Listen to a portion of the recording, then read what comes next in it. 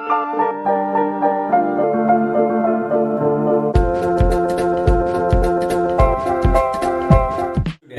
Welcome in my YouTube channel. Student, class 11th में हम लोग वेक्टर एनालिसिस चैप्टर में अपने पार्ट 4 में डिस्कस कर चुके हैं कि टू वेक्टर्स के बीच अगर मल्टीप्लिकेशन से हमें एक प्रॉपर्टी ऑब्टेन होती है जो कि स्केलर प्रॉपर्टी है, तो ऐसे प्रोडक्ट को हम लोग स्केलर प्रोडक्ट बोलते हैं। आज हम लोग बात करने वाले हैं कि अगर टू वेक्टर क्वांटिटीज के बीच में मल्टीप्लिकेशन हो और उससे जो क्वांटिटी ऑब्टेन हो रही है वो वेक्टर क्वांटिटी है, तो ऐसे प्रोडक्ट को हम लोग वेक्टर प्रोडक्ट बोलते हैं। तो हम लोग आज बात करने वाले वेक्टर प्रोडक्ट की, और इसका दूसरा नाम है क्रॉस प्रोडक्ट। Clear student?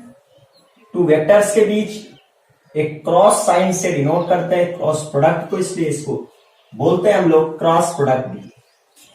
तो स्टूडेंट, वहां पर हमने 3 डेफिनेशंस जो डिफाइन की थी, यहां पर भी हम लोग 3 डेफिनेशंस डिफाइन करेंगे। तो ओके, 1 बाय 1 डिस्कस करते हैं। तो अगर मान लीजिए 2 वेक्टर्स हैं, उनके बीच हमने प्रोडक्ट कराया, मल्टीप्लिकेशन कराया, और जो क्वांटिटी हमें ऑब्टेन हुई वो एक वेक्टर क्वांटिटी है, तो ऐसे प्रोडक्ट को हम लोग वेक्टर प्रोडक्ट बोलेंगे। तो such type of multiplication between any two vectors by which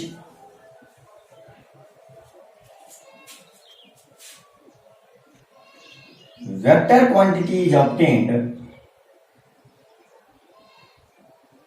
vector quantity obtained is called vector product.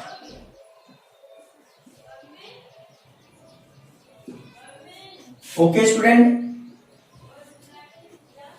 since vector product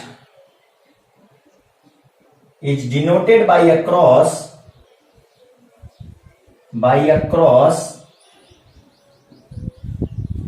between both vectors, due to which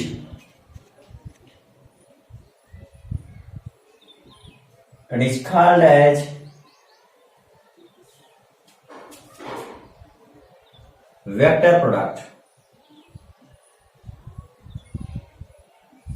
It means vector quantity मिलने वाली है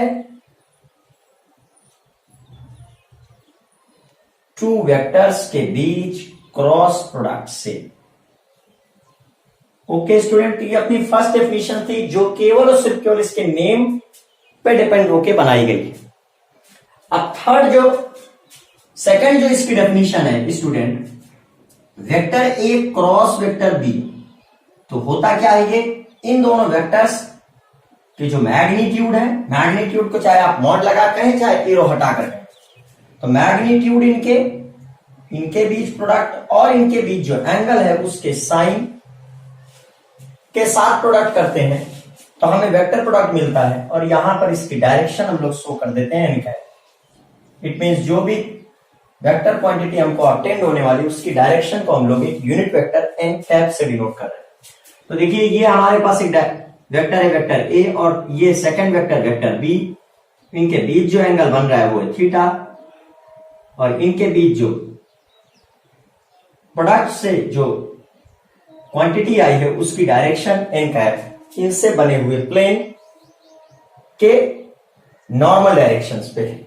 okay student, it means vector A cross vector B क्या होना हमारा,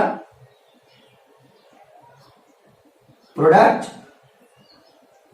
between magnitude of both vectors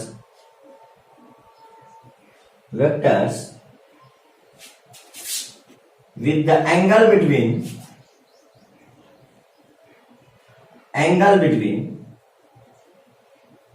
with the sign of angle between them. Sine of angle between them. अब student ये जो दोनों डेफिनेशंस थी ये बड़ी ही सिंपल थी, याद करने वाली थी, लेकिन जो अपनी अब थर्ड डेफिनेशन है वो काफी ज्यादा कॉन्सेप्चुअल है और वही इस वेक्टर प्रोडक्ट के कॉन्सेप्ट को क्लियर भी करती है।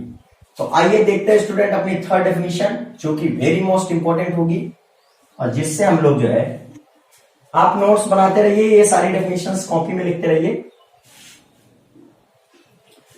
तो देखते हैं अपनी थर्ड डेफिनेशन को स्टूडेंट, जो कि काफी इंपॉर्टेंट रहेगी आपके लिए।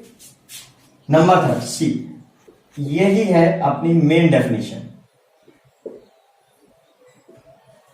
स्टूडेंट जैसे हमारे सपोज दैट ये एक वेक्टर है, वेक्टर ए, ओके, और ये सेकंड वेक्टर है, वेक्टर बी, वेक्टर बी। अब स्टूडेंट इनमें से किसी एक वेक्टर का हमको मैग्नीट्यूड लेना है, ओके। अब जैसे मान लीजिए वेक्टर ए का हमने मैग्नीट्यूड ले लिया, तो वेक्टर बी का, वेक्टर ए के जो, वेक्टर ए की डायरेक्शन के जो परपेंडिकुलर डायरेक्शन में कंपोनेंट होगा, ओके। एक बार थोड़ा सा डायग्राम फिर से बना लेते हैं। वेक्टर बी को कुछ इस तरीके से नोट करते हैं, क्योंकि सारी चीजें हमें जो है क्लियर मेंशन करनी है। तो ये जो है, अगर मान लीजिए इन दोनों वेक्टर्स में से हमने एक वेक्टर ए ले लिया है जिसका magnitude mod of vector, okay, तो वेक्टर बी का हमें वेक्टर ए के परपेंडिकुलर डायरेक्शन में कंपोनेंट लेना होगा, ओके। तो ये भाई कंपोनेंट कितना मिलने वाला है, वेक्टर ए के परपेंडिकुलर डायरेक्शन में कंपोनेंट जो मिलेगा, तो वेक्टर बी का कंपोनेंट लेना है तो बी लिखते हैं वेक्टर ए के परपेंडिकुलर डायरेक्शन में, और साथ में ये देखना है कि वेक्टर बी का कंपोनेंट ले रहा है वेक्टर ए के परपेंडिकुलर डायरेक्शन में, और इस डायरेक्शन से दूर में है थीटा, तो यहां क्या लगेगा, साइन थीटा, बिकॉज पास में कॉस और दूर में साइन। तो फर्स्ट वेक्टर लेते हैं एंड सेकेंड वेक्टर का फर्स्ट वेक्टर के डायरेक्शन की परपेंडिकुलर डायरेक्शन में कंपोनेंट लेते हैं। तो वेक्टर बी का परपेंडिकुलर डायरेक्शन में कंपोनेंट क्या बना, mod of vector B sine theta. इसे बोलते हैं vector A cross vector B, और vector A cross vector B की जो डायरेक्शन है वो आती है इन दोनों वेक्टर से जो प्लेन बन रहा है, ओके स्टूडेंट, इन दोनों वेक्टर से जो प्लेन फॉर्म हो रहा है उस प्लेन के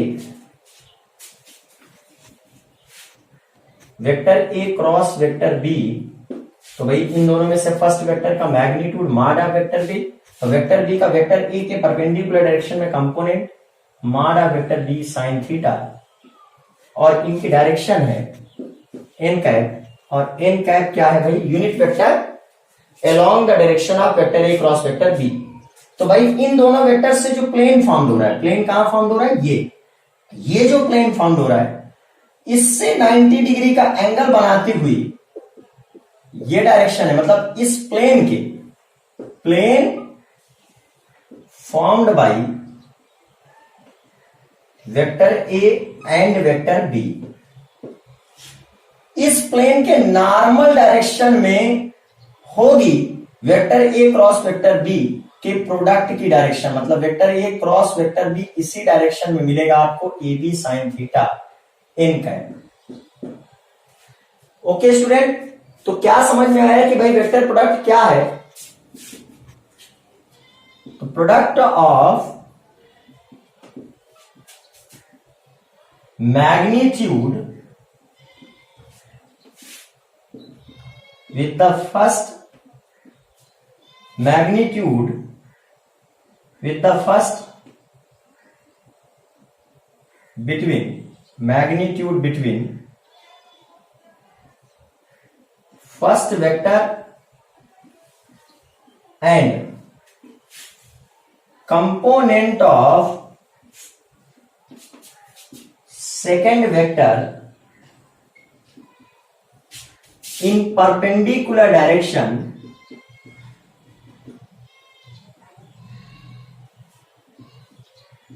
डायरेक्शन ऑफ फर्स्ट वेक्टर।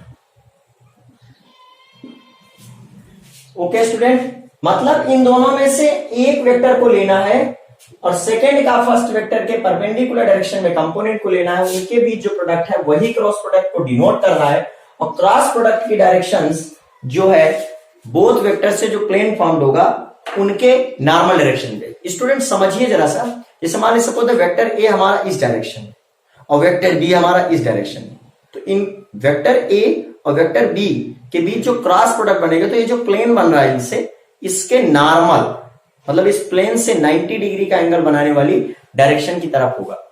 ये बहुत ज्यादा इंपॉर्टेंट बात है स्टूडेंट, इसको समझना कि vector A cross vector B भी एक वेक्टर ही है और उस वेक्टर की direction vector A and vector B से जो प्लेन फॉर्म हो रहा है उसके नॉर्मल डायरेक्शन में इन कैप। तो here mod of vector A is the magnitude of vector A, mod of vector B is the magnitude of vector B, theta is the angle between vector A and vector B, and n cap is the unit vector normal to the plane formed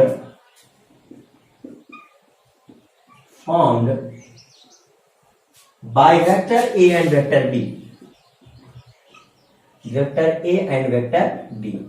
okay student, ये समझना। And in cap के बारे में अगर एक बात और कहें कि N cap is the direction of vector A cross vector B, तो ये भी एकदम सही बात है। तो समझ लीजिए स्टूडेंट, यहां से आपकी ऊपर वाली जितनी भी डेफिनेशंस थी, भाई वेक्टर प्रोडक्ट दो प्रॉपर्टीज के बीच वेक्टर हो रहा है, टू वेक्टर क्वांटिटीज के बीच वेक्टर हो रहा है और इनसे जो क्वांटिटी ऑब्टेन हो रही है उसमें डायरेक्शन है इन दोनों वेक्टर से जो प्लेन फॉर्म हो रहा है उसके नॉर्मल डायरेक्शन में। तो ऑब्वियस सी बात है टू वेक्टर्स के बीच प्रोडक्ट से जो क्वांटिटी ऑब्टेन हो रही है वो भी एक वेक्टर क्वांटिटी ही है। ओके स्टूडेंट, तो इसलिए हम इस प्रोडक्ट को वेक्टर प्रोडक्ट बोलेंगे और जो फॉर्मूला है वो इस तरीके से भी हमें समझ में आ रहा है। ओके स्टूडेंट, अब बढ़ते हैं हम लोग example of vector product. Note कर लीजिएगा सारी बातें अपनी कॉपी में। Example of vector product.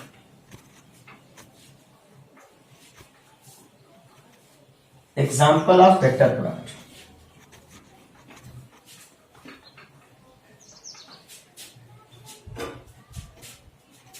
ये भी रफ कर देते हैं भाई, प्लेस ज्यादा हो जाएगा अपने पास। पार्ट 5 है ये वेक्टर एनालिसिस का। तो example of vector product, example of vector product.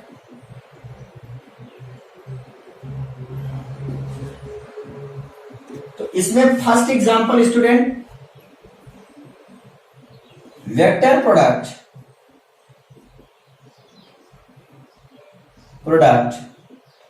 between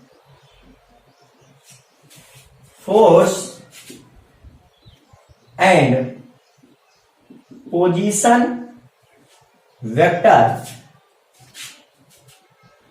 of point gives torque। तो टॉर्क एक वेक्टर क्वांटिटी है। समझिए स्टूडेंट, जैसे मान समझिए ये एक्स एक्सिस है, ये वाई एक्सिस है एंड ये जो है हमारी जेड एक्सिस है। अब यहां पे कोई पॉइंट पी है जिसका पोजीशन वेक्टर ओरिजिन से पॉइंट पी को मीट करने वाली लाइन, पॉइंट पी का पोजीशन वेक्टर, तो इसको वेक्टर आर हमने कह दिया। अब यहां अगर फोर्स लग रहा है वेक्टर एफ, मान लीजिए ऐसे फोर्स लग रहा है वेक्टर एफ, ओके, कुछ इस तरीके से फोर्स लग रहा है वेक्टर एफ। कोई भी डायरेक्शन आप बना दीजिए वेक्टर एफ, चलिए यही डायरेक्शन बना रहे, वेक्टर एफ ऐसे एक फोर्स लग रहा है। तो अब स्टूडेंट पॉइंट पी में जो फोर्स लग रहा है वेक्टर एफ, उसकी वजह से पॉइंट पी में जो टॉर्क जनरेट हो रहा है उसकी डायरेक्शन क्या होगी? Vector R and vector F से जो प्लेन फाउंड हो रहा है वो कुछ इस तरीके से होगा और उस प्लेन का नॉर्मल डायरेक्शन ये डायरेक्शन होगा, तो इस डायरेक्शन में टॉर्क होगा। ओके, तो मतलब vector torque tau is equal to, tau से डिनोट करते हैं टॉर्क को, vector tau is equal to vector R cross vector F, इसको हम लोग R F sine theta N cap भी बोल सकते हैं। यूनिट होती है newton into metre. Okay student, number second जो एग्जांपल है वो है एंगुलर मोमेंटम का। किसका? Angular momentum. Vector product between position vector of particle, vector of particle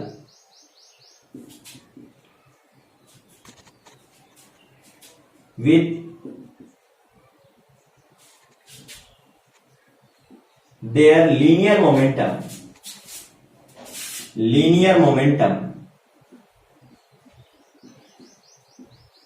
gives angular momentum।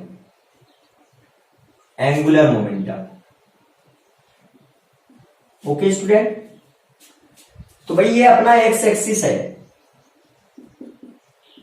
ये वाई एक्सिस है और ये रहा जेड एक्सिस। अब स्टूडेंट मान लीजिए यहां पे पॉइंट पी है, तो ओरिजिन से पॉइंट पी को ज्वाइन करने वाली लाइन पॉइंट पी का क्या बना? ओरिजिन से पॉइंट पी को ज्वाइन करने वाली लाइन पॉइंट पी का पोजीशन वेक्टर, और यहां मान लीजिए इसका जो है लीनियर मोमेंटम वेक्टर पी। तो अब ये पोजीशन वेक्टर है, लीनियर मोमेंटम के बीच एंगल थीटा, तो पोजीशन वेक्टर और लीनियर मोमेंटम के बीच जो क्रॉस प्रोडक्ट बनता है वही होता है angular momentum vector J. It means vector R cross vector P is equal to R P sine theta N cap, और इसकी डायरेक्शन क्या होगी स्टूडेंट? तो vector R and vector P से जो प्लेन फाउंड हुआ उसके नॉर्मल डायरेक्शन। इट मींस ये डायरेक्शन है एंगुलर मोमेंटम की, वेक्टर जी, और इसकी यूनिट बनेगी KG into metre square into second inverse. Okay, तो स्टूडेंट ये तो थे एग्जांपल ऑफ वेक्टर प्रोडक्ट। तो टॉर्क और एंगुलर मोमेंटम जो है force and position vector, linear momentum and position vector के बीच वेक्टर प्रोडक्ट से ही ऑब्टेन होता है। अब स्टूडेंट हम लोग बात करते हैं properties of vector product. Properties of vector product. Okay, properties of vector product.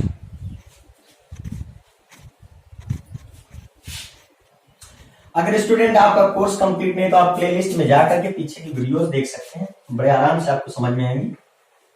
Brightness अगर कम है तो आप अपने मोबाइल की ब्राइटनेस इंक्रीज करके, आप अपने लैपटॉप की ब्राइटनेस इंक्रीज करके भी वीडियो को देख सकते हैं, क्लियर दिखाई देंगी।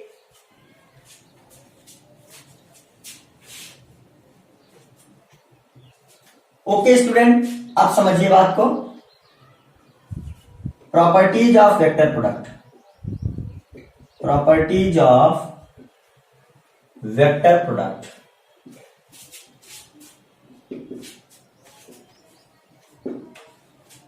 So is given below.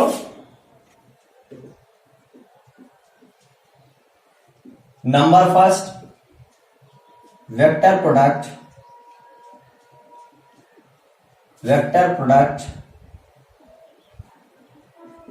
is not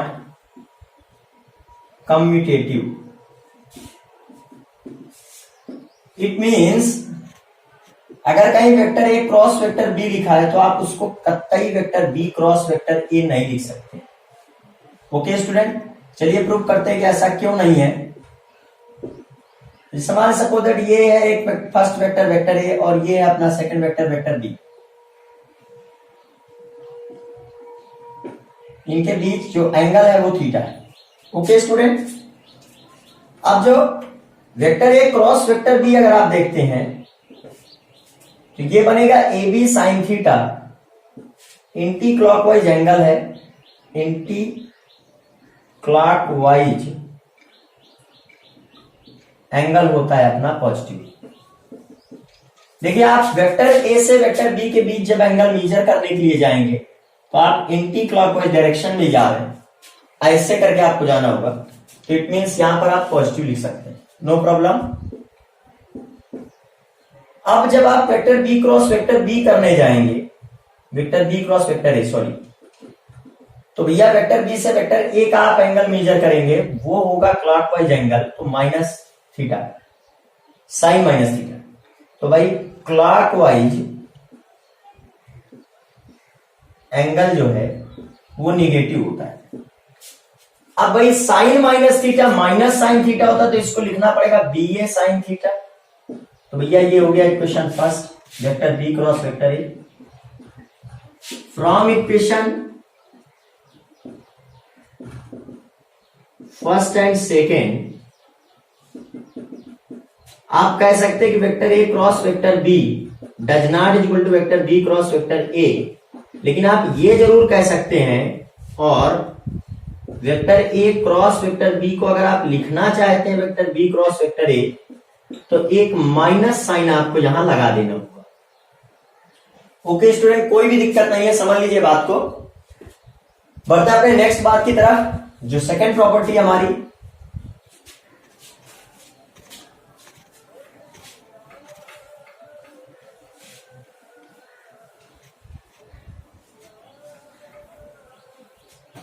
second property क्या है, वेक्टर प्रोडक्ट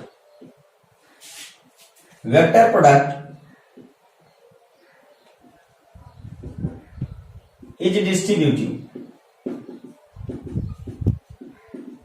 तो अगर आप student vector A cross vector B plus vector C लिखा हुआ है, तो उसको आप वेक्टर ए को डिस्ट्रीब्यूट कर सकते हैं vector A cross vector B plus vector A cross vector C. Okay student, number third जो बात है,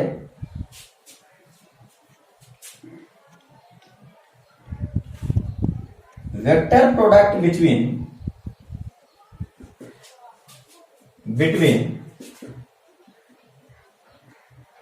any two perpendicular vectors is zero. तो भैया ये यहां पे बात ध्यान देनी होगी कि जैसे मान लीजिए एक वेक्टर है अपने पास, वेक्टर है बीच का direction theta is equal to 90 degree. तो अगर आप vector A cross vector B is equal to लिखते हैं A B sine 90, A B sine 90, sorry यार ये हमने गलत लिख दिया, vector product between any two perpendicular vectors is, क्या होगा, इज, ये ए बी साइन 90, साइन 90 की वैल्यू 1 होगी तो वो ए बी बनेगा, is equal to the product of magnitude between them. Okay, तो इनके जो मैग्नीट्यूड के बीच का जो प्रोडक्ट होगा वही बनेगा। तो यार यहां पे आप ध्यान देना थोड़ा सा, ये हमने गलत बोल दिया था कि vector product between any two perpendicular vectors is not zero, is equal to the product of magnitude, product is to the products of magnitudes between them, magnitudes between them. Okay student, अब हम लोग बढ़ते हैं अपने fourth property की तरफ।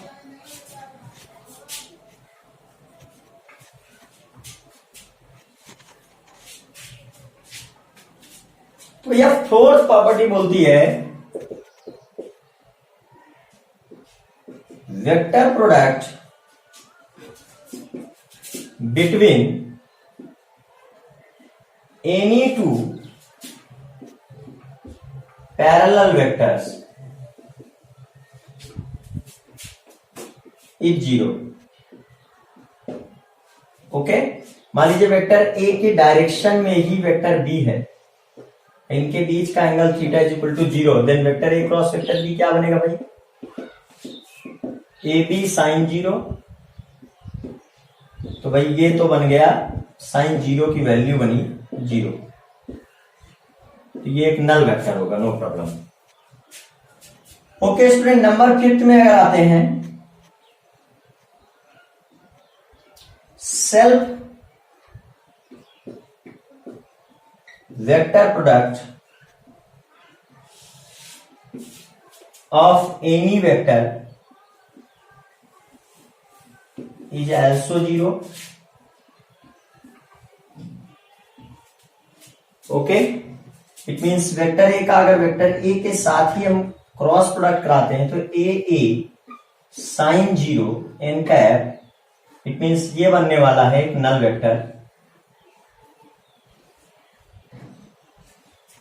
Okay student, भाई vector A का अगर वेक्टर ए के साथ ही आप प्रोडक्ट कराते हैं तो दोनों के बीच एंगल कितना होगा, 0 डिग्री।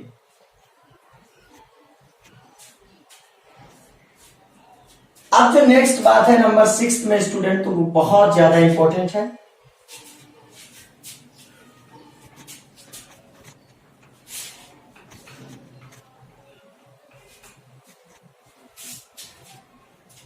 समझिए बात को नंबर 6 में,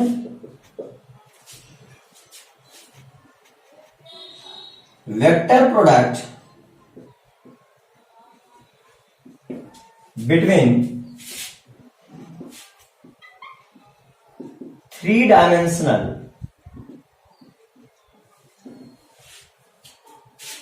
vectors is given below। 3-dimensional unit vectors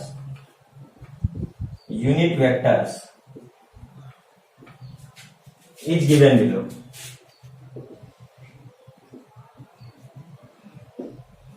तो अगर भाई नंबर ए पार्ट में देखते हैं, अगर हम आई कैप का आई कैप के साथ कराते हैं, जे कैप का जे कैप के साथ कराते हैं और के कैप का के कैप के साथ कराते हैं, तो ये क्या बनने वाला है, 0 बनने वाला है। कैसे चेक कर लेते हैं इसको भाई, एक्स एक्सिस ये है और एक्स एक्सिस की डायरेक्शन को ही हम लोग बोलते हैं आई कैप।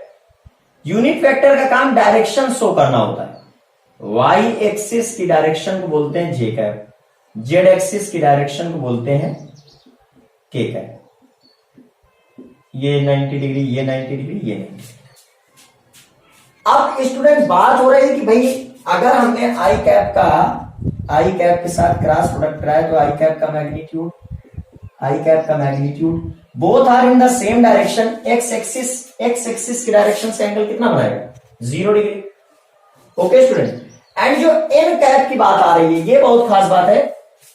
तो भैया ये पूरा बन जा रहा है 0, तो अब इसमें तो एन कैप की कोई बात ही नहीं करनी, क्योंकि नल वेक्टर मिल रहा है, नल वेक्टर में डायरेक्शन होती नहीं। सिमिलरली अगर हम लोग ध्यान दें यहां पर कि अगर जे कैप का जे कैप के साथ कराया तो भी यही बात आएगी, 1 इंटू साइन 0, तो भैया 0 आने वाला है।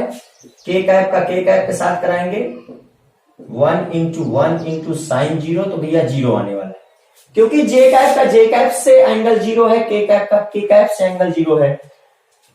बट स्टूडेंट नंबर बी में जब हम आते हैं तो ध्यान से देखना जरा सा, अगर हम आई कैप का जे कैप के साथ प्रोडक्ट कराते हैं, जे कैप का के कैप के साथ प्रोडक्ट कराते हैं और के कैप का आई कैप के साथ प्रोडक्ट कराते हैं, तो ये बनता है भैया 1। कैसे, सॉरी ये इसमें कुछ इस तरीके से नहीं होगा। अगर हमने आई कैप का जे कैप के साथ प्रोडक्ट कराया, ठीक है, तो हम आई कैप का मैग्नीट्यूड लिखेंगे 1, जे कैप का मैग्नीट्यूड लिखेंगे 1, और आई कैप जे कैप के बीच का एंगल है 90 डिग्री।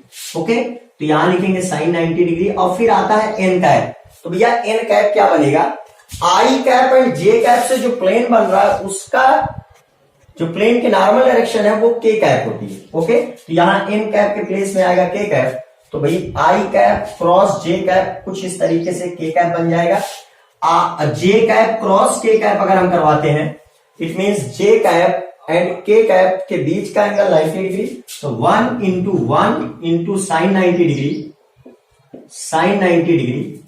और जे कैप के कैप से जो प्लेन बना है उस प्लेन कि नॉर्मल डायरेक्शन वो एक्स एक्सिस है, इट मींस आई कैप। यहां पर हम लोग आई कैप लिख देंगे, तो 1 ये बना आई कैप। के कैप क्रॉस आई कैप जो हमारा है, जरा इसको चेक कर लेते स्टूडेंट। तो के कैप क्रॉस आई कैप, तो भैया जी के कैप हमारा जेड एक्सिस है और आई कैप हमारा एक्स एक्सिस है, तो इससे जो प्लेन बना उस प्लेन का नॉर्मल डायरेक्शन क्या है, वो जे कैप है। तो 1 इंटू साइन 90 डिग्री और Z axis and x axis से फाउंड हुए प्लेन के नॉर्मल डायरेक्शन में यूनिट वेक्टर वो जे कैप ही आ रहा है, तो वो जे कैप हो गया। तो कुछ इस तरीके से हम लोग देख सकते हैं। इट मींस जो हमें मिला है फार्मूला वो आई कैप क्रॉस जे कैप वो बनता है के कैप, जे कैप क्रॉस के कैप वो बनता है आई कैप, एंड के कैप क्रॉस आई कैप वो बनता है हमारा जे कैप। ओके, आई जे जे के आई। अच्छा स्टूडेंट, एक इसमें अगर हमने इनको जो है रिवर्स कर दिया, ठीक है, अगर हमने रिवर्स कर दिया, it means J cap cross I cap कहीं लिखा है तो वो बनेगा माइनस के कैप, और अगर कहीं लिखा है because vector A cross vector B जो होता है, अगर उसको आप देखिए, अगर आपने पोजीशन चेंज की है तो एक माइनस साइन लग जाता है, तो यहां माइनस साइन लग गया। अभी आपने देखा vector A cross vector B does not equal to vector B cross vector A, उसको लिख सकते हैं vector A cross vector B is equal to minus vector B cross vector A. Okay student, तो J cap cross I cap ये I cap है, but K cap cross J cap अगर position आप change करते हैं तो minus आई cap बनेगा। अगर आप के कैप क्रॉस आई कैप को आई कैप क्रॉस के कैप कर दें तो फिर माइनस साइन यहां पर आ जाएगा, माइनस जे। इन पूरी बातों को हम एक तरीके से और समझ सकते हैं स्टूडेंट। देखिए अपने पास ऐसे करके कुछ है, एक ये हमने साइकिल बना लिया है, आई कैप जे कैप के कैप। अगर आप आई कैप का आई कैप से कराते, जे कैप का जे कैप से कराते, के कैप का के कैप से वेक्टर प्रोडक्ट कराते तो वो तो भैया 0 आ रहा है। बट अगर आपने आई कैप का जे कैप के साथ कराया, आई कैप का जे कैप के साथ कराया, तो वो आई के बाद जे है ना, तो बाद में क्या बचता है के, तो के आने वाला है। मतलब एक के बाद एक इन दोनों से करा दिया तो के कैप आएगा। अब अगर हमने जे का के से कराया, जे कैप क्रॉस के कैप, तो इसके आगे क्या आएगा, जे कैप क्रॉस के कैप, तो आगे आया आई कैप, तो यहां आई कैप लिख देते। अगर हमने के कैप क्रॉस आई कैप कराया तो आगे क्या आया, आगे क्या आया हमारा, के बाद आई के बाद क्या आ रहा है जे, तो जे हमारा आंसर होगा। बट स्टूडेंट अगर हमने बीच में कुछ भी छोड़ दिया है तो वहां माइनस साइन लग के आएगा। देखिए अगर हमने जे कैप का आई कैप के साथ करा दिया, जे कैप का अगर हमने आई कैप के साथ करा दिया, तो जे के बाद हम जब जाएंगे आई कैप के लिए तो बीच में क्या छूट गया, के कैप, तो हम के कैप को वापस रिटर्न पकड़ेंगे आगे तो माइनस लग जाएगा। इसी तरीके अगर के कैप का जे कैप के साथ करा दिया वेक्टर प्रोडक्ट, के कैप का अगर आप जे कैप के साथ कराएंगे तो बीच में आई कैप छूट जा रहा है ना इस क्रम में, तो माइनस आई कैप लिखना है। तो अगर बीच में कोई छूट रहा है तो माइनस करके लिखिए, अगर बीच में कोई नहीं छूट रहा है तो आगे वाले को आप लिखेंगे, तो वही आप टर्म लिख देंगे। ओके स्टूडेंट, ये एक सिंपल सा मेथड है, इससे भी हम लोग ऑब्टेन करते हैं, बाकी आप डायरेक्ट करिए, कोई प्रॉब्लम नहीं है, बहुत बड़ी बात नहीं है। फिजिक्स की बात यार सीखने से आएगी। ओके स्टूडेंट, अब जो अपना 7th टर्म है उसको भी समझ लेते हैं।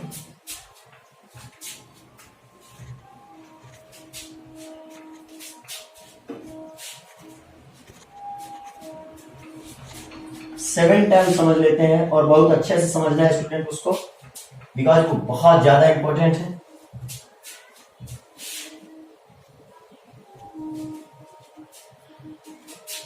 बहुत खास है ये number 7, important raise to power infinity, ये तो आपको आना ही चाहिए। जैसे मान लीजिए लिखा है vector A is equal to x1 I cap, y1 J cap plus z1 K cap, and vector B is equal to लिखा है x2 I cap plus y2 J cap plus z2 K cap. Okay student, ये जो number 7 है काफी important है। हमें करना क्या है, vector A and vector B के बीच क्रॉस प्रोडक्ट करना है, vector A cross vector B.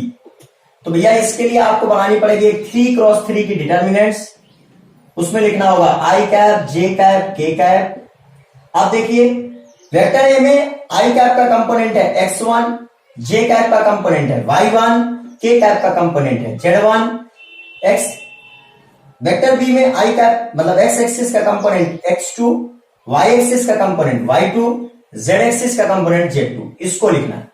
Okay student, अब इस डिटर्मिनेंट्स को हम लोग सॉल्व कर लेंगे, हमारा क्रॉस प्रोडक्ट फाइंड आउट हो जाएगा। सॉल्व करने के लिए करना क्या है, पहले लिखना है i कैप, फिर लिखना है j कैप, फिर लिखना है k कैप, फिर करना क्या है प्लस माइनस प्लस, ऐसे अल्टरनेट बनाएंगे। अभी जो 3 क्रॉस 3 की डिटर्मिनेंट्स है उसको हम लोग कन्वर्ट करेंगे 2 क्रॉस 2 की डिटर्मिनेंट्स में। तो 2 क्रॉस 2 की डिटर्मिनेंट्स बनाते हैं प्लस k कैप, 2 क्रॉस 2 की डिटर्मिनेंट्स बनाते हैं। ओके स्टूडेंट, अब इनको करना है फिर हमें 2 क्रॉस 2 की डिटर्मिनेंट्स के लिए तो करना क्या है यार, आई कैप वाले इस कॉलम को और आई कैप वाले इस रो को हमें कर देना है क्लोज। तो बचता क्या है y1 z1 y2 z2, उसको फिर कर देते हैं यहां पर y1 z1 y2 z2। अब हमें करना क्या है, इसको जो है हम लोग रफ कर देते हैं।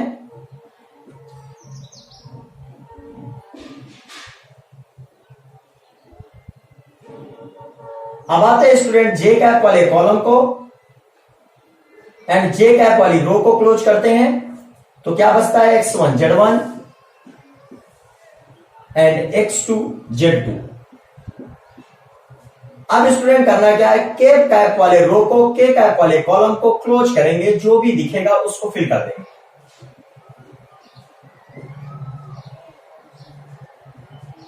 तो भैया के कैप वाली रो और के कैप वाली कॉलम, तो ये रो क्लोज हो गई, कॉलम क्लोज हो गए। ओके स्टूडेंट, तो इसको फिल करते हैं। यहां मिल रहा है x1 y1 x2 y2, x1 y1 x2 y2। अब स्टूडेंट करना क्या है, इसको सॉल्व करने के लिए आई कैप लिखते हैं, प्रोडक्ट कराएंगे y1 का z2 के साथ, माइनस का साइन लगाएंगे, y2 z1 लिखेंगे। अब लाएंगे माइनस j कैप, प्रोडक्ट कराएंगे z2 का x1 के साथ, minus sine x2 into z1, plus k cap, product कराएंगे y2 का x1 के साथ में, माइनस साइन x2 y1। तो इस तरीके से स्टूडेंट हम लोगों ने vector A cross vector B को फाइंड आउट कर लिया है। तो करना कुछ नहीं है, सिंपल सी 3 क्रॉस 3 की एक डिटर्मिनेंट्स को सॉल्व करना। स्टूडेंट अगर आपको वीडियो समझ में अच्छी आ रही है तो आप चैनल को सब्सक्राइब कर लें, अपने दोस्तों के साथ चैनल के बारे में जरूर बातें करें और उनको भी इस चैनल को शेयर करें। वीडियोज को आप डिफरेंट प्लेटफॉर्म्स में बच्चों को सेंड कर दीजिए, उनको भी बेनिफिट्स होगा, वो भी इस चैनल के साथ जुड़ेंगे। Okay, thank you so much.